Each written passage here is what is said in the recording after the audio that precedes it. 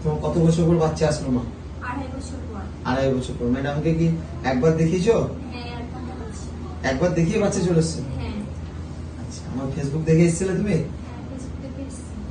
আচ্ছা, তো আমার ফেসবুক দেখে ডাইরেক্ট ফোন করে এখানে আসলেই হবে?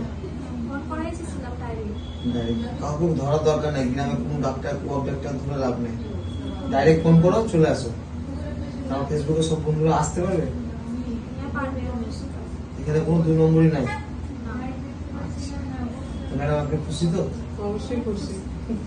ও এর আগেও অনেকজনকে দেখিয়েছিল, বলছিল সেখানে ফল পায়নি, দিয়ে আমার কাছে এসে 1 মাসেই ফল পেয়েছে। আমি খুব খুশি তাই জন্য।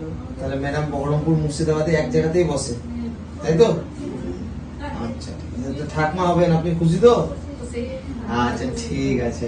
তো বন্ধুত্ব আর বলে কোনো অভিশাপ নাই, ম্যাডামের কাছে আসলেই ফল পাবে সবাই, তাই তো? হ্যাঁ, পারবে। আচ্ছা।